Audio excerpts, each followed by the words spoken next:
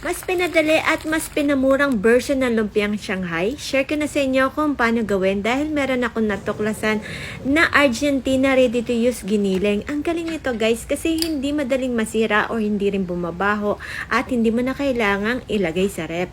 Ang daming laman. Tingnan nyo guys, siksik ang giniling. Ilagay ang bawang, sibuyas, gadgaran ng carrots, timpla ng salt and pepper na ayos yung panlasa, ilagay ang oyster sauce at haluin hanggang sa well combine na lahat ng mga ingredients at balutin sa lumpia wrapper. Sa halagang 28 pesos na Argentina ready-to-use giniling, nakagawa ako ng 13 peraso ng lumpiang Shanghai. O diba ang laki ng tipid mo? Prituin sa mainit na mantika at baliktarin yung kabilang side hanggang sa maging golden brown and crispy at i-transfer sa paper towel. Hindi kumukulubot at juicy pa rin ng meat. O diba, huling-huli ang sarap ng fresh pork pero mas pinamura at mas pinadali. Yan lang, share ko lang. Bye-bye!